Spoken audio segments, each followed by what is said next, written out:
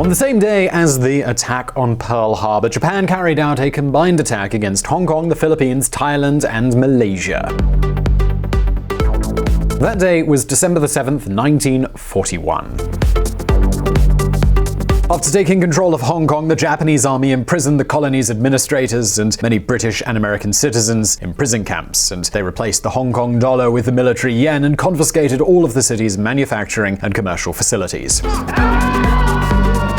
During the 4 years of Japanese occupation, Hong Kong's economy plummeted so low that it was virtually ruined, and the population was reduced by half. But finally, on August 15th, 1945, after the harsh Pacific War, the Second World War, it ended.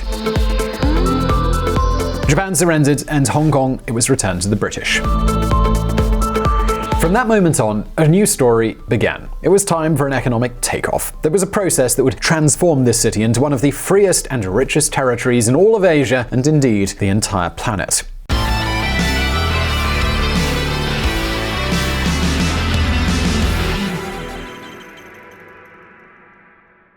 With 7.5 million inhabitants and more than 1,200 skyscrapers, Hong Kong has been the great benchmark of almost the entire Asian continent for the past couple of decades. However, this is changing. You see, located in the middle of the Pearl River Delta, China's great technological and industrial area, is the city of Shenzhen. In 2018, Hong Kong saw its neighbor Shenzhen, known as the Chinese Silicon Valley, snatch first place as the city with the largest economy in southern China. That's right, Hong Kong is no longer the biggest economy of the cities that make up the Pearl River Delta. But this has a small caveat. Shenzhen has over 10 million inhabitants, which is 3 to 5 million more than Hong Kong, so in terms of wealth per capita, Hong Kong is still much richer. But that's beside the point, because what this shows us is that things are changing, and Hong Kong is falling behind. And that doesn't mean to say that the city's economy isn't growing, it's just that Hong Kong's neighbors are growing at a faster rate. That and the fact that while its neighbors, particularly Shenzhen, have become important technological industrial centers from which multinationals as influential as Tencent, DJI, or Huawei have emerged, Hong Kong is only significant as a financial center and nothing more. And the question that more and more people are asking themselves today is, well, is this a sign of Hong Kong's decline or a sign of its rebirth? Yep, you heard that correctly. It is sort of a black or white situation. So listen up.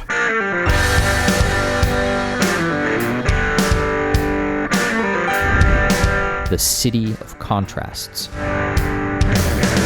Folks, it's my turn to ask you a question. Are you ready? Which city do you think has the most ultra-rich people living in it? The city with the highest number of people with assets worth $30 million or more. I'm guessing many of you thought of New York, London, or maybe Dubai, right? Well, cold, and freezing.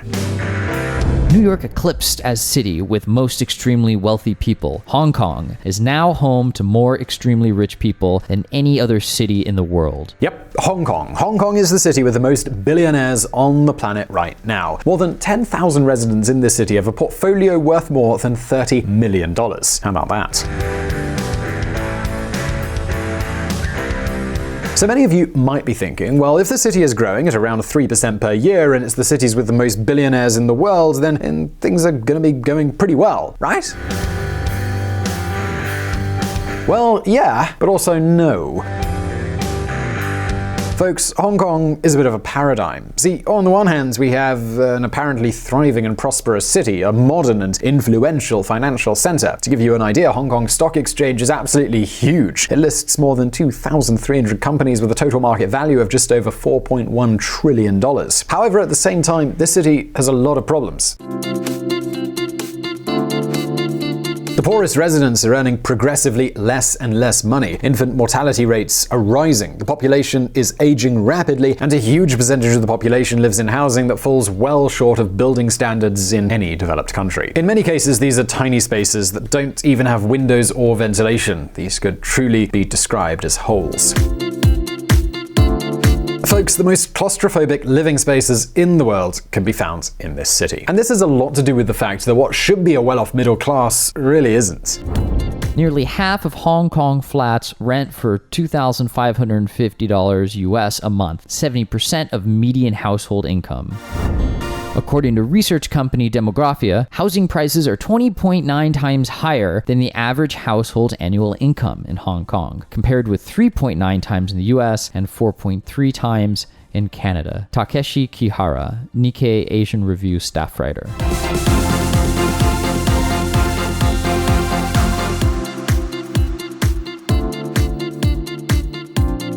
But folks, we already talked about Hong Kong's housing situation in a previous video, which I'm going to link to in the description. And before you jump the gun, I can already tell you that this has nothing to do with capitalism gone wild, or corporate greed, or overpopulation, or anything like that. In this case, it's actually the government who is to blame, because in Hong Kong, the vast majority of the lands and a good part of the houses, they belong to the government. They're all public. But don't think that that's the end of it. There's much, much more. In October of 2018, the investment bank Nomura presented a report warning that the likelihood that Hong Kong may suffer a financial crisis in the coming years has soared.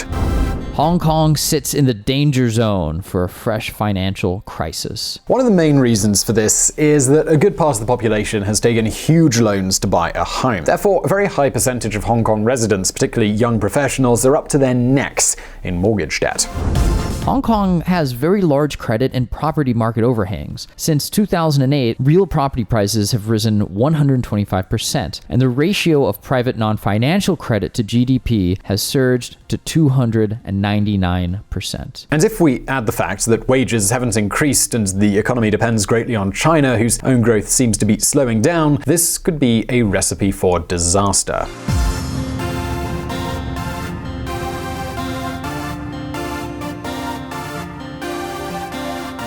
I want to leave because Hong Kong is no longer what it used to be. My plan is to get a master's degree in Canada, find a job, and start a new life. Jonathan Chan, a 24-year-old Hong Kong student. Because, of course, killing yourself working endless days to live in a tiny house which you have to pay a huge mortgage leaves you very little disposable income. Doesn't really make you feel very optimistic at all. And then on top of that, you can't set up anything on your own because commercial space is also incredibly expensive, which makes matters even worse. Well, that's precisely what more and more young Hong Kong people are thinking. Check this out.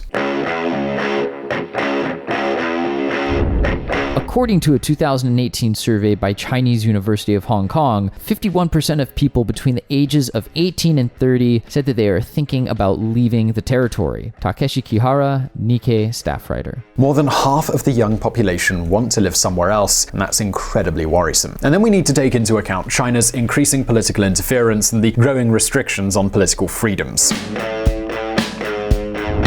Hong Kong bans pro-independence party as China tightens grip. Hong Kong National Party banned in the interests of, quote, national safety.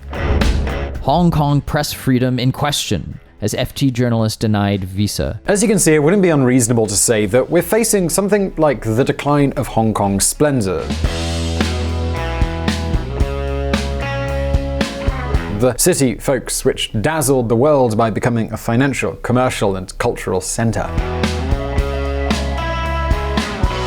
For decades, Hong Kong had the third largest film industry in the world, an industry that was thought to even rival Hollywood itself. But hang on a second, because some argue that, yeah, all of this has happened, but now the city is about to experience a rebirth. So now the question becomes, are Hong Kong's best days actually ahead of it?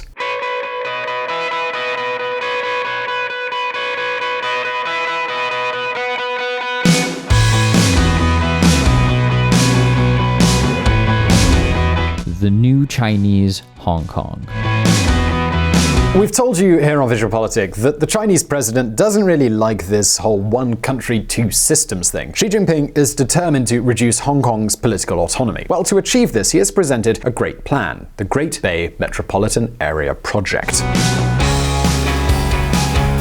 You see, the Chinese president wants to turn the entire Pearl River Delta, where cities such as Hong Kong, Macau, Shenzhen, or Guangzhou are located, into a large metropolitan area that is perfectly interconnected and has immense economic integration. And we're talking about more than 70 million people and a GDP that in 2030, according to Morgan Stanley, will be over $3 trillion. That's larger than the economy of the entire UK.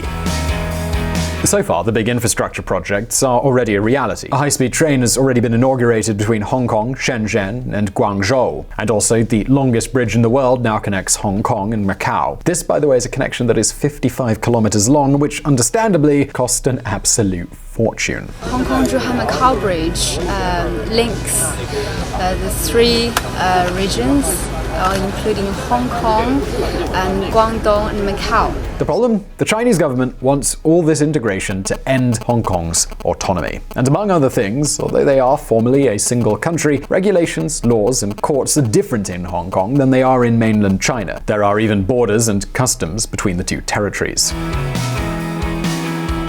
So in order to make the metropolitan area really work, some harmonization would have to take place, which of course means that Hong Kong would become increasingly Chinese, and that when its autonomy agreement expires in 2047, it wouldn't be renewed without strict conditions. Beginning to see all the pieces now? Well, there's still more.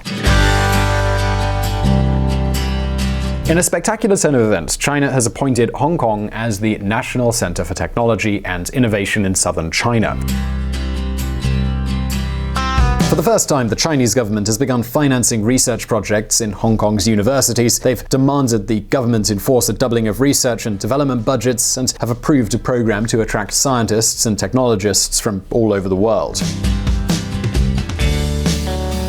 But well, why would China do this? Well, folks, because Hong Kong has a huge advantage over the rest of the Asian continent. It's considered a market economy, and it isn't subject to import restrictions. That is, Hong Kong companies can buy whatever they want, including high-tech goods that can have both civilian and military applications. These are products that the government and Chinese companies cannot buy. In other words, China wants to take advantage of Hong Kong's status in order to boost its technological development plans. If it succeeds, that'll be great for China and Hong Kong, but even if that plan is thwarted, China will still get the upper hand with Hong Kong. Consider this: if the United States and the rest of the other Western powers impose restrictions on Hong Kong and end their free port status, this will push the city even more into China's hands, who will be happy to invest billions in this territory in exchange for full control. Smart. It's real smart.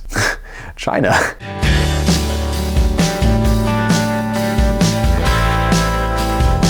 Anyway, folks, now you can probably see it's hard to predict whether we're facing Hong Kong's decline or whether we're facing its rebirth. But what does seem clear is that Hong Kong will become more and more Chinese. But now it's your turn. Do you think Hong Kong will see a return to its glory days? Let us know in this survey as well as in the comments below. And I really hope you enjoyed this video. Please do hit like if you did. And don't forget to subscribe for brand new videos. Also, please don't forget to check out our friends at the Reconsider Media podcast. They provided the vocals in this episode that were not mine. Also, this channel is possible because of Patreon and our patrons on that platform. Please consider joining them and supporting our mission of providing independent political coverage. And as always, I'll see you in the next video.